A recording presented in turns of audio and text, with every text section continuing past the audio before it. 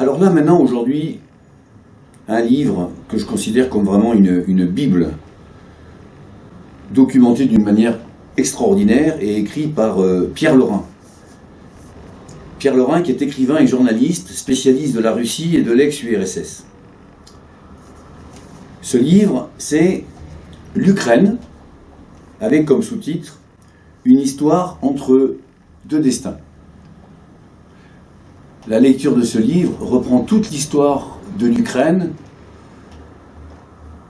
il y a plusieurs siècles, jusqu'à l'Union soviétique, et maintenant, face à son destin avec la Russie.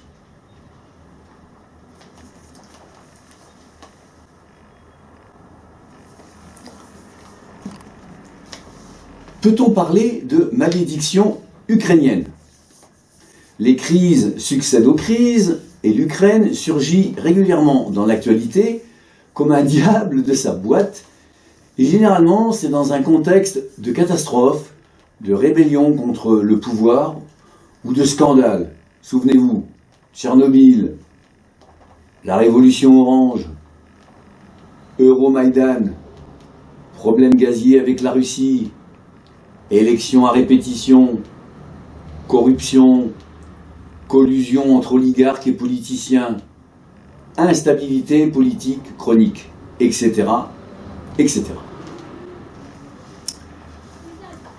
Tout cela sur fond de division et de rivalité persistante entre les deux parties du pays, et nous le vivons actuellement, tragiquement.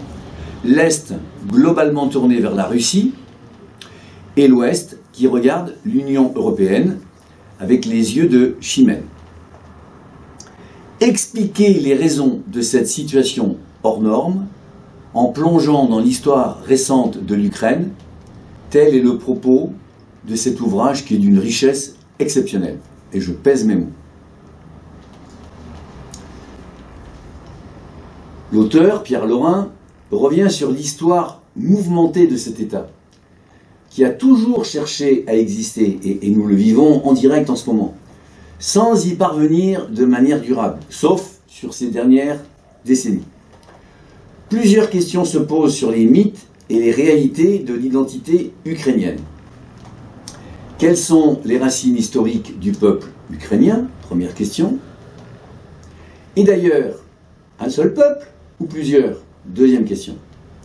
Un chapitre sera consacré à chacune des étapes de la création de l'État ukrainien et à ses différents avatars jusqu'à aujourd'hui.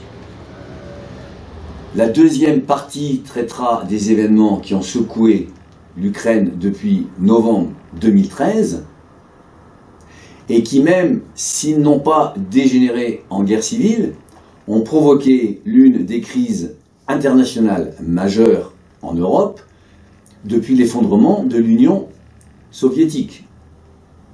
On veut parler ici de ce fameux Donbass, en partie occupé par la Russie dès 2014. En réalité, il n'y a pas une seule crise, mais plusieurs, qui s'emboîtent à la manière des matrioshki de l'artisanat. Un chapitre sera consacré à chacune d'entre elles, à savoir crise économique, crise politique, crise institutionnelle et naturellement aussi crise internationale. Je vous remercie pour votre attention.